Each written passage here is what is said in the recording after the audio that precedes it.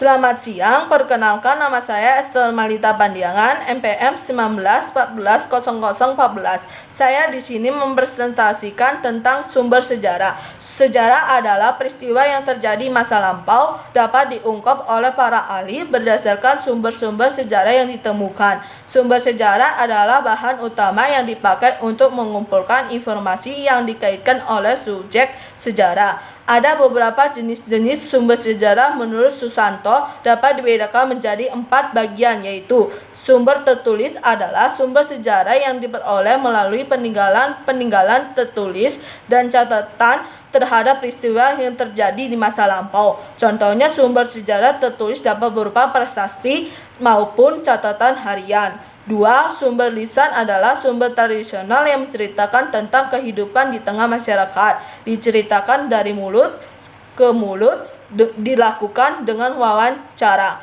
3. Benda peninggalan, keterangan yang dapat diperoleh dari benda-benda tertentu atau benda-benda peninggalan disebut benda purbakala atau kuno. 4. Sumber kuantitatif digunakan untuk meneliti perekonomian saat ini. Ditinjau dari wujudnya secara umum, sumber sejarah dibedakan menjadi 2, sumber primer dan sekunder.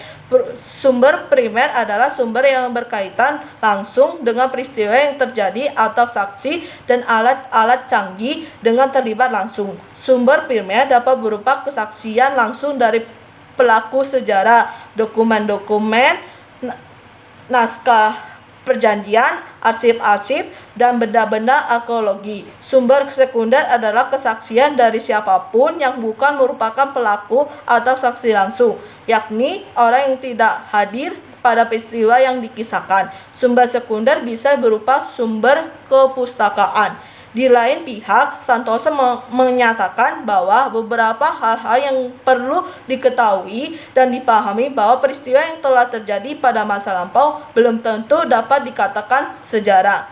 Ada 3 alasan yang mendasari, yaitu: pertama, sebagian peristiwa pada masa lampau bukanlah sejarah, melainkan sejarah tetapi dalam pembagian akademis, termasuk dalam kajian arkeologi dan antropologi.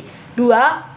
Peristiwa masa lampau tidak semua meninggalkan bukti-bukti tertulis, sehingga semakin tua masa prasejarah akan semakin sedikit peninggalan-peninggalan sejarah.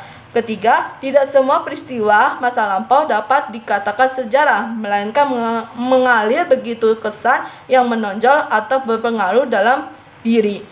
Ruang lingkup sejarah. Ada 11 ruang lingkup sejarah, yaitu sejarah sosiologi, sosial, sejarah ekonomi, sejarah kebudayaan, sejarah demografis, sejarah politik, sejarah teknis, sejarah pendidikan, sejarah kekeluargaan, sejarah kebudayaan rakyat, sejarah medis, dan sejarah intelektual.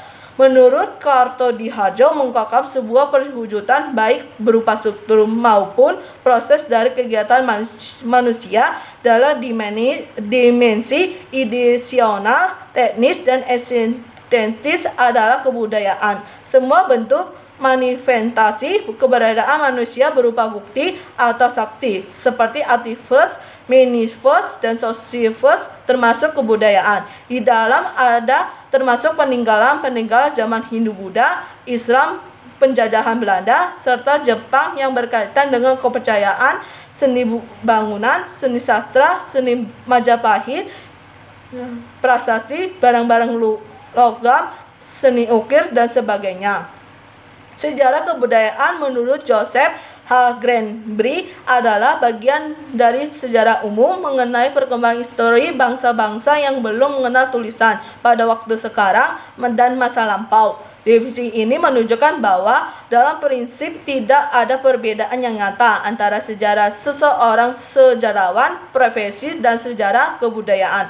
Untuk membedakan dua sejarawan itu dengan mengadakan perbedaan antara penggunaan sumber-sumber dokumentasi tertulis sebagai sumber utama atau satu-satunya sumber bukti yang diterima oleh sejarawan ahli, dengan bermacam-macam metode yang berdasarkan dugaan yang dipergunakan oleh peneliti kebudayaan yang belum mengenal tulisan. Jadi tujuan sejarah kebudayaan sesungguhnya tidak berbeda dengan konvensional, terutama sejarah konvensional dipandang dari aspek yang sangat umum dan tidak hanya sebagai sejarah politik, tetapi sebagai sejarah dari segala aspek kebudayaan.